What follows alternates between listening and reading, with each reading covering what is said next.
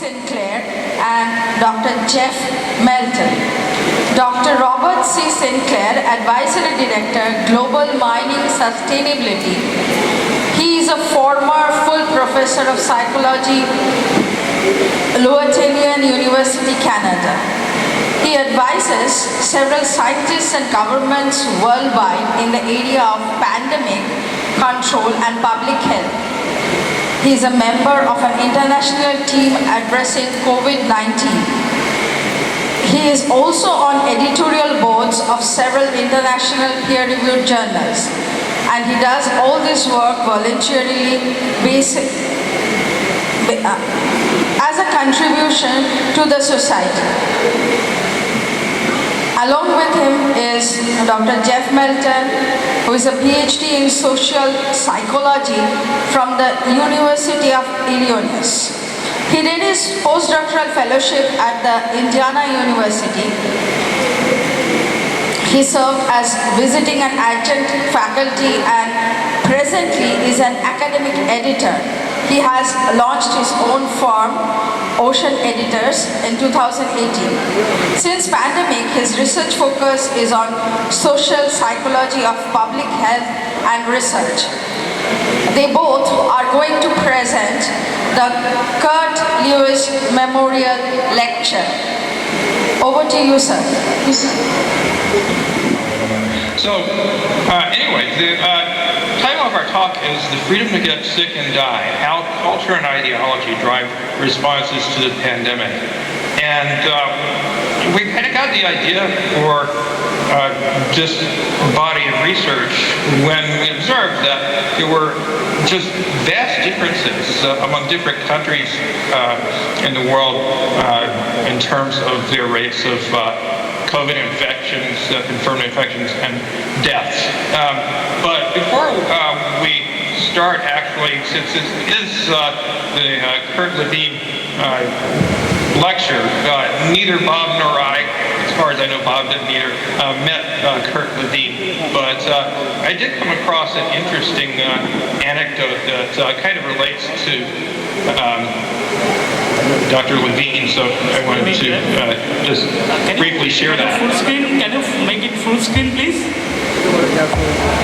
I'm sorry, what did you say? We want you to make it full screen. Okay, I will, but let's see, where, shoot. Open share.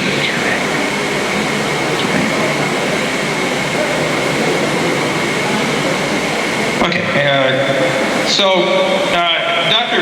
Phil Zimbardo is famous for the Stanford prison experiment and many other very important social psychological studies. And he relates a story about a producer of an American television show that was on when Bob and I were kids. Alan Funt produced a show called Candid Camera. And Zimbardo says, I consider Funt to be one of the most creative, intuitive social psychologists on the planet. For 50 years, he's been contriving experimental scenarios in which ordinary people face a challenge to their usual perceptions or functioning. He manipulates social situations to reveal truths about compliance, conformity, the power of signs and symbols, and various forms of mindless obedience. So he talked Funt into using some videos from his show as teaching materials in social psychology courses. And one thing that he was kind of curious about when he was talking to Alan Funt was that Funt said that he had never had any formal psychological training or background that might have helped him come up with his amazing ideas for his show. And so he was about to give up trying to figure out where this guy's ideas came from. But then he mentioned that he had served as a research assistant for some professor when he was at Cornell University during his senior year. And so Dr. Zimbardo asked him, well, who was that? And he said, oh, I don't know, Kurt something or another. So it was, in fact, Kurt Lewin that he had worked with at Cornell. So I thought that was kind of an amusing story. Okay, so back to our talk. Go.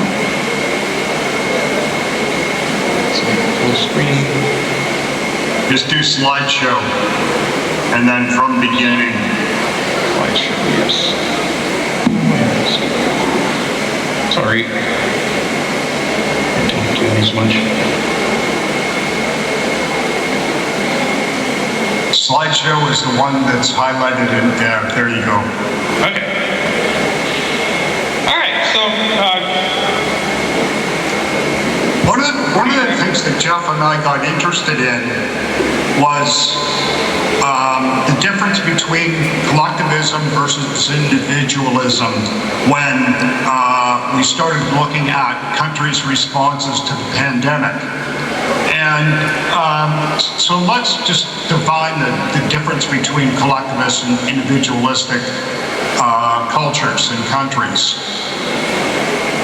People in collectivist countries and cultures place the needs of society ahead of their own needs and desires. Whereas those in individual place desires ahead of society. When you think of this, it leads you to believe, gee, collectivist cultures are going to do a better job of the pandemic, needs of society ahead of their own needs. And I've got some numbers that are hot off the presses from today. Here are three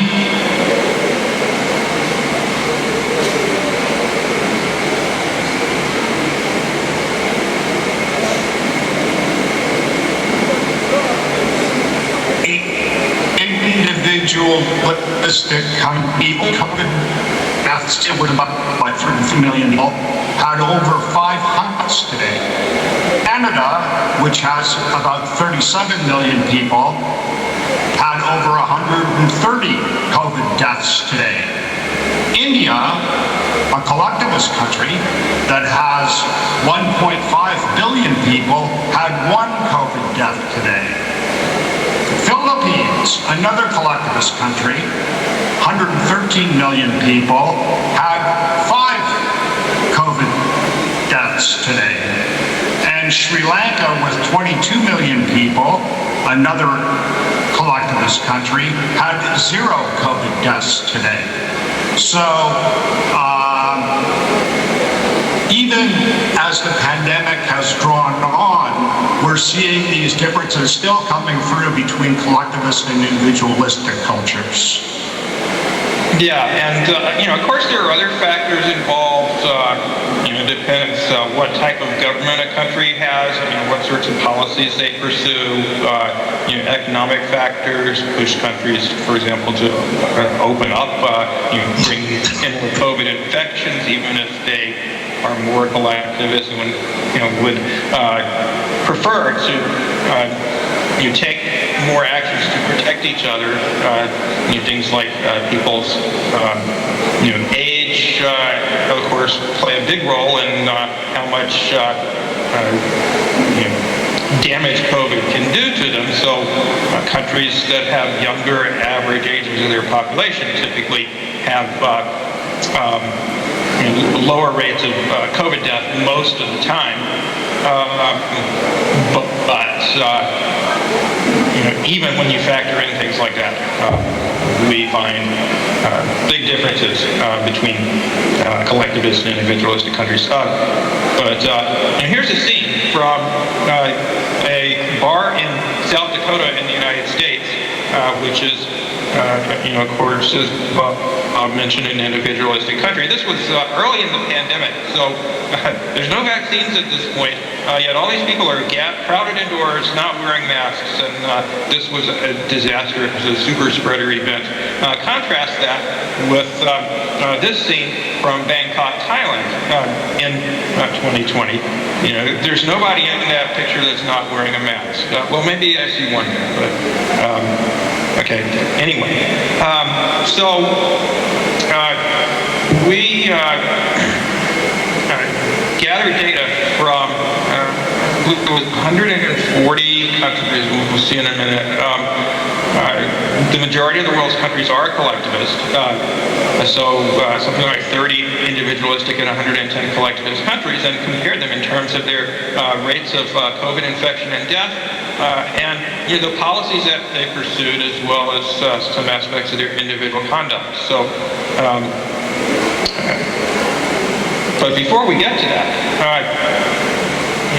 let's talk about what kinds of interventions we can engage in to reduce the impact of COVID, either through reducing infections or reducing severe disease and death, or both. And we can talk about behavioral interventions like wearing masks, keeping physical distance from one another, filtering the air, or having the windows open, or having ultraviolet lighting, which is massively effective in killing viruses, hand washing, lockdowns. On the other hand, there are medical interventions, antivirals, intubation, vaccines, obviously, most of which occur after somebody's already got COVID. So it's the behavioral interventions that are most key for preventing infection in the first place. And by the time you're intubated, you're out of death's door. True. But whereas vaccines are a medical intervention, willingness to be vaccinated is a behavioral, it's a behavior. Actually getting vaccinated is a behavior, but willingness to get vaccinated is an attitude that people have that can be influenced by things like culture and ideology. So what we found in our research is that collectivist countries, as we expected, were more likely to adhere to behavioral interventions that keep COVID infections and deaths down, or would be expected to, and as a result, they have more positive pandemic outcomes in individualistic countries. When you look at when countries around the world implemented mask mandates, got everybody to wear a mask in public indoor spaces, collectivist countries, we found, implemented mask mandates significantly sooner. That is, much more promptly after they detected their first cases in 2020.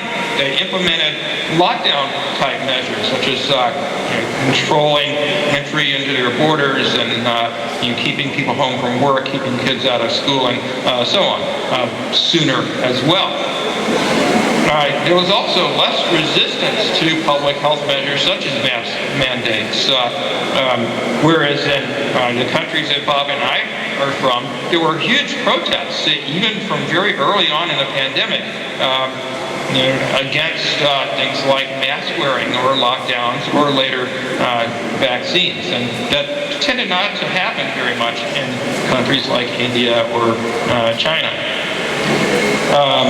On an individual level, we didn't collect this data, but other people have found that in collectivist countries, people were more willing to wear masks. A higher percentage of their population said that they wore masks regularly in collectivist and individualistic countries. There seems to be less vaccine hesitancy. We found that collectivist countries that did eventually reach a high population vaccination rate, and certainly not far from all of them have, because not all of them have had access to vaccines very readily, but those that were able to eventually reach a high vaccination rate got to it quicker than did individualistic societies. And not surprisingly, there were lower infection and death rates on average in collectivist and individualistic countries. And those lower infection and death rates, when we covariate out things like age, which we know is the average age of a population is going to affect how often people die from COVID, and various other differences that we looked at, or factors that we looked at. Covariating those out did not substantially change our effect sizes. Okay, so here's the actual data. These are rates of COVID infections per million people in this first chart. Starting on May 9th, 2020, and comparing individualistic countries, of which there were 31 in our data set, and collectivist countries, of which there were 109 in our data set, on 9 dates, starting on May 9th of 2020 and going to April 15th of 2021. And all of those differences there are significant, so meaning that both that infection rates kept going up as the pandemic went on, of course, and also for every date. Collectivist countries had much lower infection rates, confirmed infection rates as confirmed by a PCR test than individualistic countries did. Okay, want to do the next slide, Bob? Well, the same is true of death rates on the same dates. And you can see again that there's this whopping difference between the individualistic countries and the collectivist countries in terms of death rates. And over time, these differences get bigger and bigger and bigger and bigger. So it's a sideways V-shaped function in a lot of ways. Yeah, and we should add also that we don't have them on this chart because these are data that we, this is a slide from an earlier presentation, but we have analyzed data since April 15th, 2021, and these differences are maintained, obviously, infections and death rates are much higher in every country than they were back in 2021, but there's still that difference between collectivist and individualistic countries even today.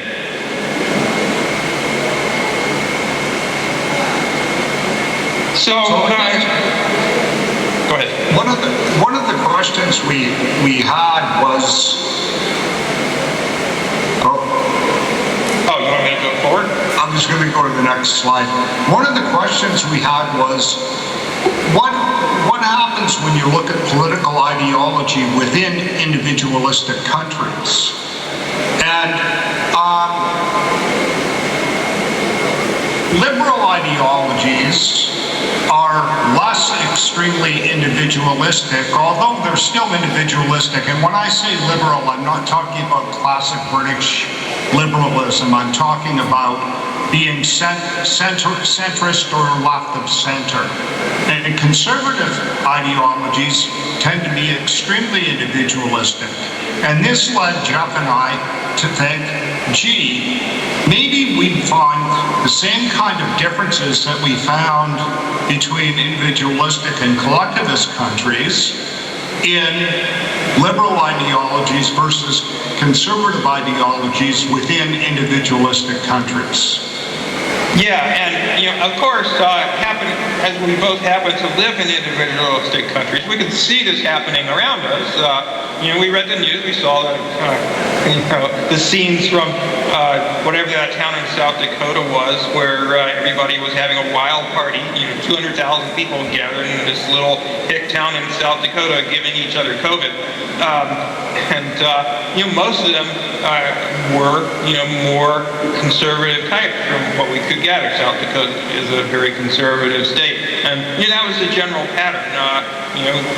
It was obvious that states that were more right-leaning tended to, for example, avoid implementing mask mandates, or even, in fact, in some states ban schools and businesses from requiring students or customers or employees to wear masks. So anyway, that seemed like an obvious thing to look at.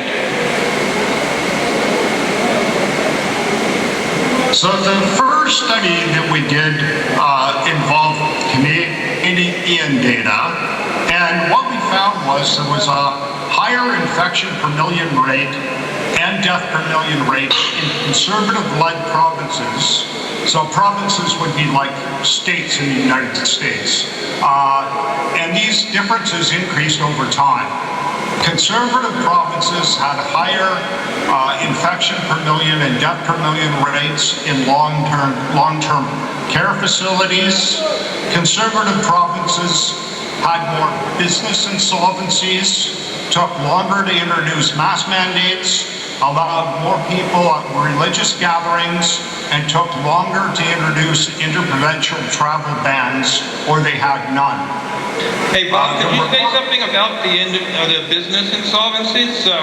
Why exactly did that happen? Oh, the business insolvencies happened because people got sick and the businesses closed down. There weren't people to work because of COVID. And there wasn't support in the more liberal provinces because people were masking and were physical distancing. The businesses remained open and didn't become insolvent.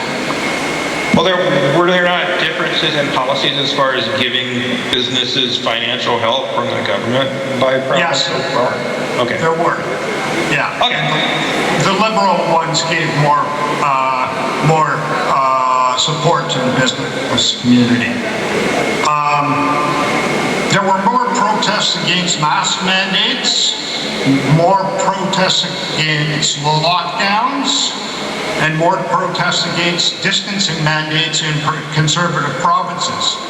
And these protests involved large groups of people who were not physical distancing and not masking and not locking down. And so, of course, the COVID rates went up in the conservative provinces. The population...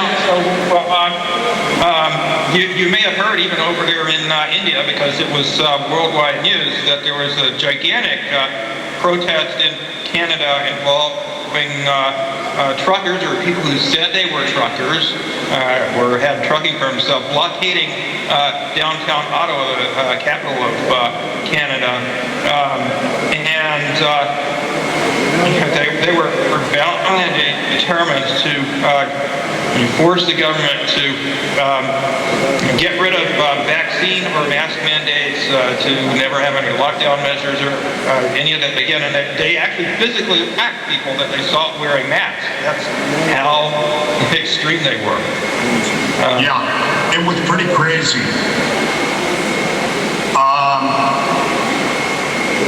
The population of conservative provinces were less likely to have had at least one dose of vaccine. Conservative provinces dropped their mask mandates earlier than the other provinces and territories. And I can't see what's underneath. Can you see that, Jeff? Is there one more point there? No, that's it. Okay, good. Okay. So this table is a time series analysis on infection per million rates as a function of level of conservatism and time. And you can see there's big differences. That the interruption in the time series here actually was during vaccine uptake, and the problem was we didn't get any big jumps because we didn't wait long enough. But you can see when you look at these data that these differences between the conservative provinces and the other provinces get bigger and bigger and bigger over time, and the more liberal provinces, the other provinces, because we have three levels of kind of liberal parties in Canada, and one level of conservative party. And these differences get bigger and bigger and bigger over time. And the next slide just shows you death per million rates, and it's exactly the same effect. Big differences, and they get bigger and bigger and bigger over time. Yeah. Let's see. And we already talked about some of the reasons that these things appear to happen. Less mask wearing longer to introduce mask mandates, fewer bans on large gatherings, and so forth, and dropping their mask mandates sooner than other provinces and territories as well, although that wouldn't affect these data because that happened last year. Okay, so naturally we expected much the same to happen in the United States where I live. In that case, our independent variable, so to speak, was whether states supported Donald Trump, the more conservative Republican candidate, or Joe Biden, the less conservative Democratic Party candidate in the 2020 U.S. presidential election. And basically, it was just a split down the middle between the most Trump-supporting and the least Trump-supporting states. And just as with the Canadian data, we found higher infection. I'll just let you read this source. Higher infection per million and death per million rates in conservative or Trump-supporting states than more liberal Biden-supporting states. The difference between Trump and Biden states increased over time, as you can see from our table here, looking at comparing 25 Trump states to 25 Biden states, starting in October of 2020 when we started the study, all the way up through February 15th of 2022. Even though later on in this data set, Omicron came along and pretty much everybody was getting infected. So the difference between the Trump states and the Biden states did get less by the end of the data collection, but it was still significant even then. For death rates, there was an interesting flip in the results early on in the pandemic in the United States because, as you know, infectious diseases find it, so to speak, much easier to infect people in large congregations of people. And in the United States, and this is presumably true in many other parts of the world, larger cities tend to have more liberal voting populations, very heavily Democratic, or in this case, Biden supporting, and also large cities such as New York, for example, were the first places in the United States to be hit very hard by COVID. So early on in the pandemic, deaths were actually higher in states that had large populations in these big cities. But that changed over time. So we had a huge interaction between time and the difference between Trump states versus Biden states in terms of death rates. So that by by a year into the pandemic, things had flipped, so that Trump states had more deaths than Biden states, and that continued to the gap continued to widen during the next 14 months or so, from January 2021 up through February 2022. Because another thing that came into play was that people in Trump states were less willing to get vaccinated than people who lived in Biden voting states. So in terms of the variables that we looked at that had impacts on infection and death rates, as I said, states that voted in higher numbers for Trump had lower vaccination rates, and also states with lower vaccination rates, mainly the Trump states, had higher infection per million and death per million rates.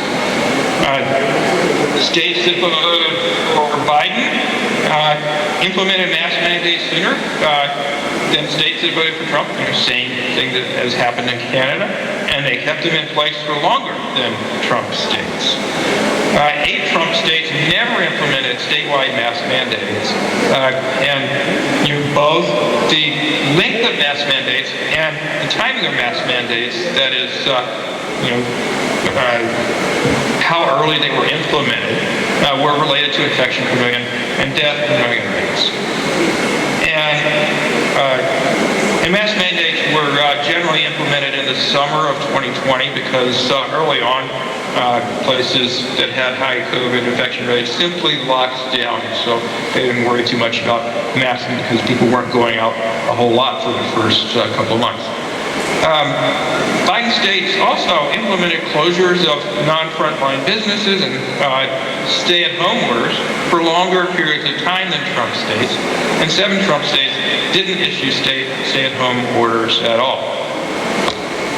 We also looked at what the policies of different states were with schools, and we found that when fall of 2020 rolled around, Trump states were far more likely to have in-person schooling than Biden states,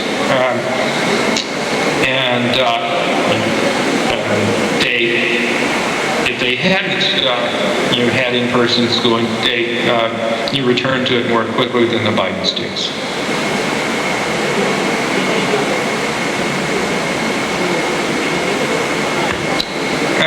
Here's data on infection per million rates as a function of vaccination rates.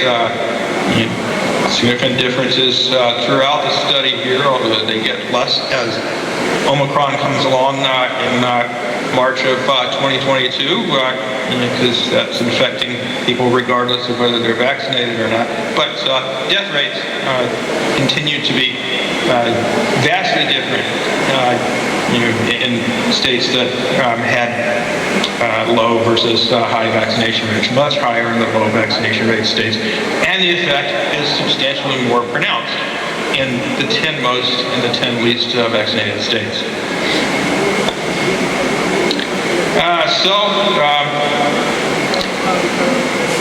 Once we had gone through the first Omicron wave in the United States and many places around the world, things kind of loosened up a bit in terms of people wearing masks and things like that. So even doctors in individualistic countries like my own decided to have maskless indoor parties, not worrying too much about getting COVID. So this person tweeted, "I had an incredible time at this conference with my Emory University family. I love going to work. All my friends are there. I'll definitely be back next year." And none of them are wearing masks despite being doctors and knowing that they could easily get this was still at a pretty high infection time. They could easily get infected with COVID being indoors like this. And somebody commented, posing as the COVID-19 virus, "I had an incredible time with your Emory University family too. Thanks for ditching the mask so I could join you. Look forward to meeting all your patients when you return home too. Love COVID." Okay, conclusions. Okay, go ahead, Bob. Well, more conservative provinces and states had worse pandemic responses and outcomes than more left-leaning ones did. individualistic countries had worse pandemic responses and outcomes than collectivist ones did. Although vaccines have a strong influence on COVID infection and severe illness rates, behavioral interventions have far stronger influence on pandemic outcomes. Countries that have shifted to vaccine-only pandemic responses like Portugal and Australia have had record outbreaks. Yeah, and that's recently, most countries have shifted more in that direction. So even, a more collectivist country like, Hong Kong, they basically, lifted their zero COVID policy back early last year, and that coincided with whatever variant of Omicron was around at the time, hitting the country, or excuse me, not the country, the province of China very hard. And so, especially given that they had very low vaccination rates among their elderly population, they had a wave of COVID infections that caused among the highest death rates that we've seen in any wave of the pandemic. Obviously, just relying on vaccines doesn't work very well. Behavioral interventions have a far stronger influence. So we had, until recently, for example, China had something like 4 deaths per million people from COVID, whereas the United States had 3,000. That didn't come about because of vaccines. That came about because of strict infection control policies that China implemented until a couple of months ago. Another thing. Oh, go ahead, Joe. No, you go ahead. Okay. Another thing that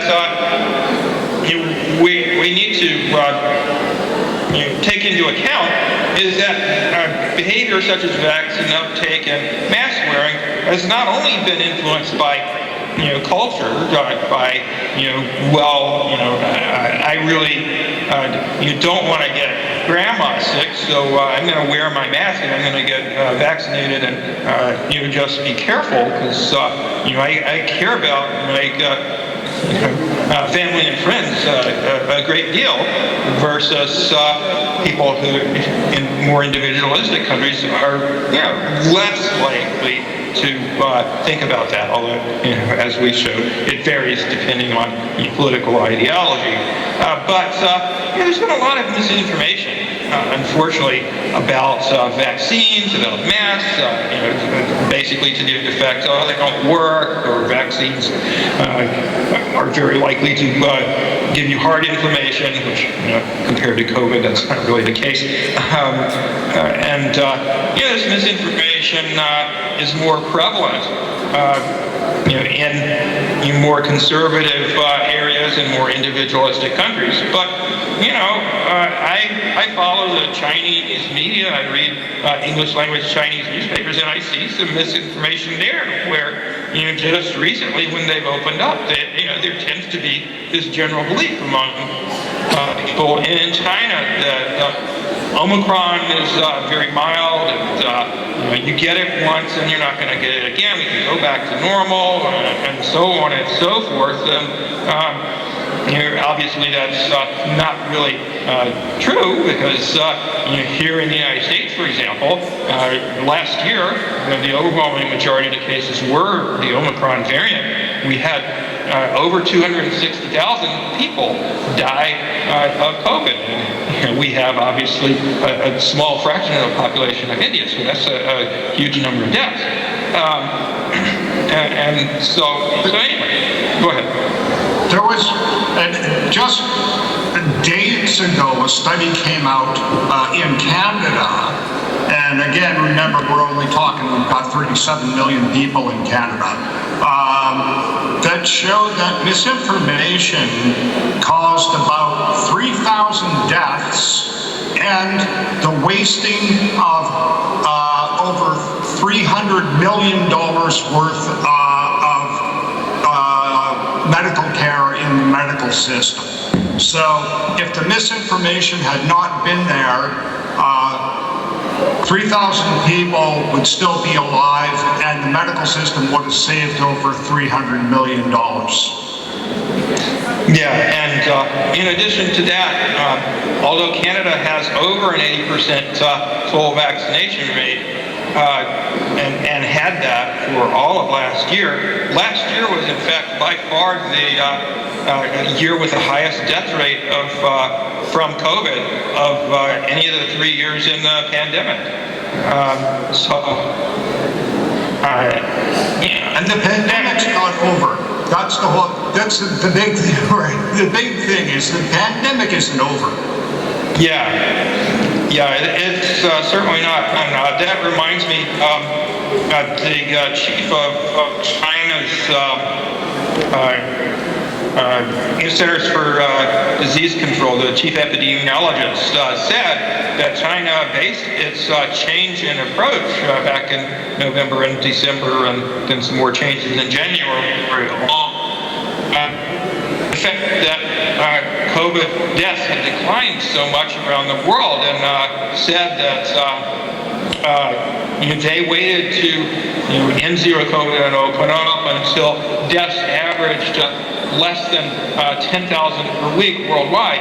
And I don't feel like fiddling around with the presentation here and showing you the slide, but if you actually look at the data for COVID deaths throughout last year, you find that the only time in actuality that COVID deaths worldwide totaled less than 10,000 per week was last summer. Last fall, when China changed its policies, that actually wasn't the case. Deaths crept up over the fall because people come indoors more and so forth.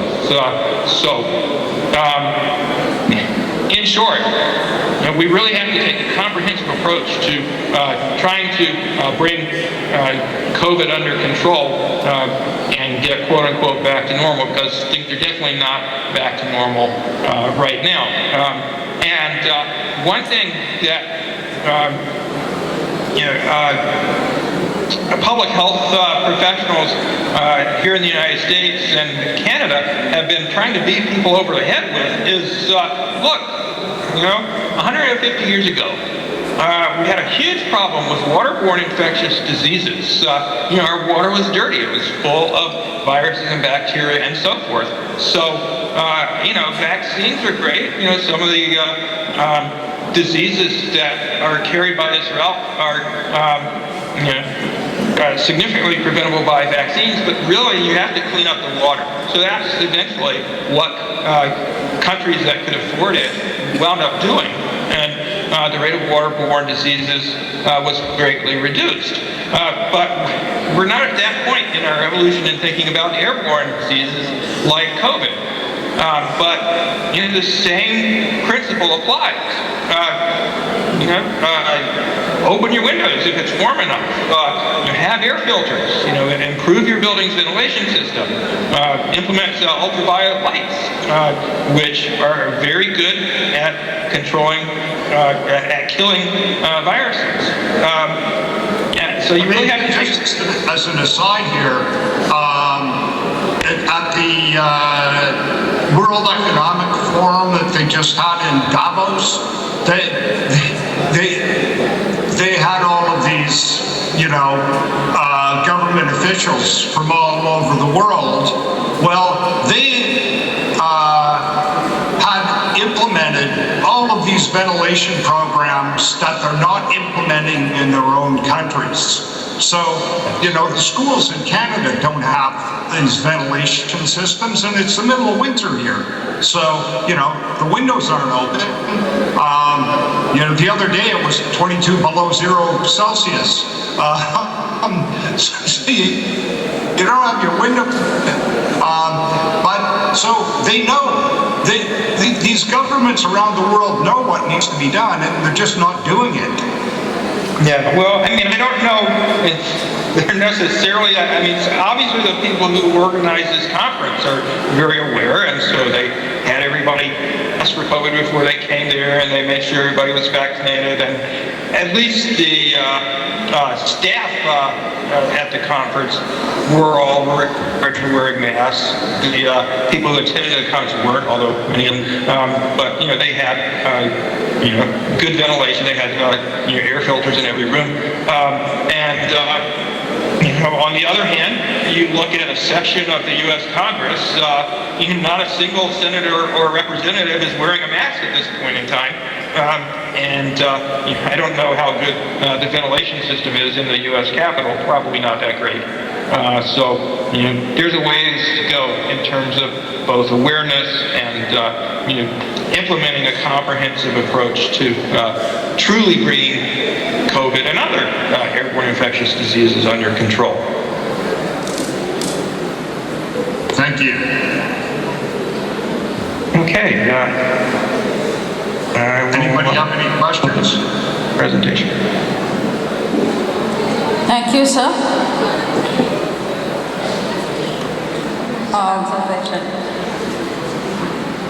Would it be okay if I proceed? Okay, now the question answer session begins. Anybody there? Good afternoon, sir. Yes. My name is Shayantan Chakraborty. So my question is, do you see India as a collectivist country? Yes. So Yes. in case of if that's the case, so India has a huge population, and even if in case of very individualistic behavior at a very small fraction of population, it affects the percentage of or the amount of people in those small percentages amount to very greater numbers. So their behavior, how do you categorize them as individualistic and very means communistic? Like is it the amount of effect they are having on the community, or just around themselves? Yeah, I think India overall is probably somewhat close to the middle of the individualism, collectivism scale, but more toward the collectivist side. Obviously, India's a big country, so people are different in different places as well. But overall, yes, it is a collectivist country,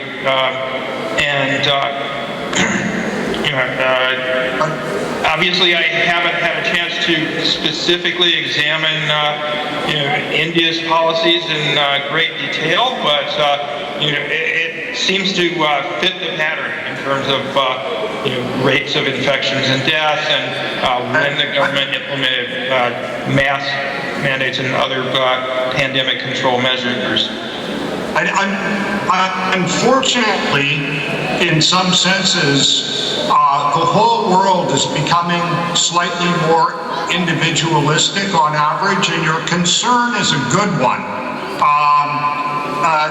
But there are still cultural things that happen in India that don't happen over here. So, for example, Jeffery and I wrote a paper where we talked about how in the West, people take their elderly people and they put them in old age homes.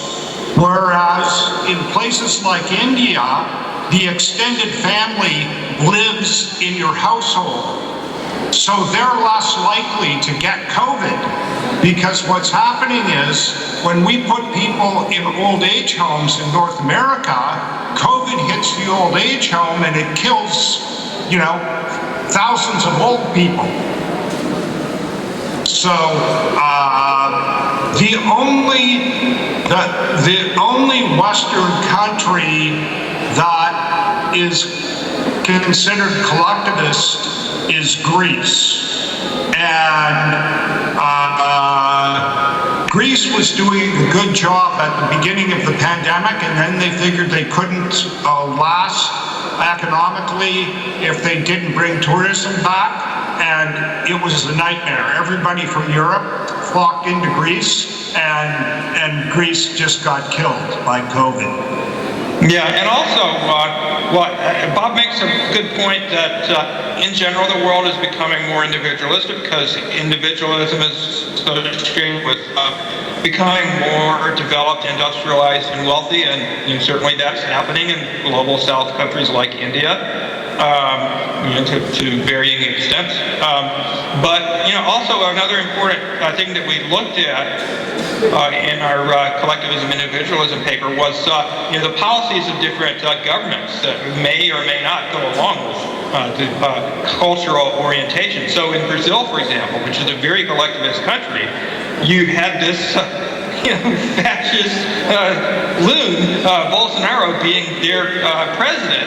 And he basically didn't take COVID seriously, was against vaccinations, and was against all kinds of COVID measures. And so Brazil had a terrible time with COVID. Local and state governments, kind of rebelled and implemented vaccine mandates in a lot of places, contrary to his wishes.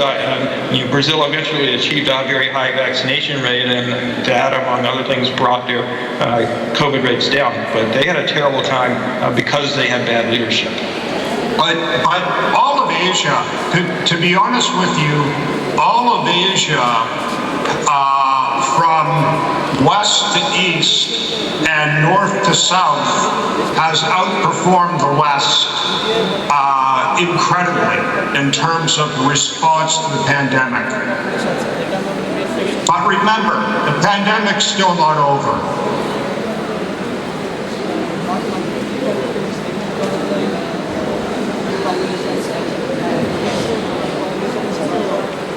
Hi. Hello, sir. Sir, my name is Shahili Sharkar. This question is, what is the negative impact of collectivism on pandemic situation? On the pandemic situation, I don't think that there was any negative impact. I think that the impact was positive. But Jeff addressed this too. I mean, collectivist countries if you look at our data, collectivist countries just outperformed the West by miles and miles and miles. Yeah, there were kilometers and kilometers. Go ahead, John. Yeah, there were orders of magnitude difference between basically all the individual performing, 25 or so collectivist countries. It was just an incredibly big difference. But like I said, other factors such as government policies and the age of the population, whether it's a cold or warm climate, and things like that, played a role. And economic factors as well. So, for example, Cuba is very collectivist, and their government has all taken COVID. They have a very high vaccination rate and so forth. But in summer of 2021, when they were trying to get their vaccination program started, they couldn't because of the economic embargo against them and so forth. And then they got slammed with the Delta variant of the pandemic and had a terrible outbreak. But that's the only one that they've had. Thank you. So, thank you, Professor.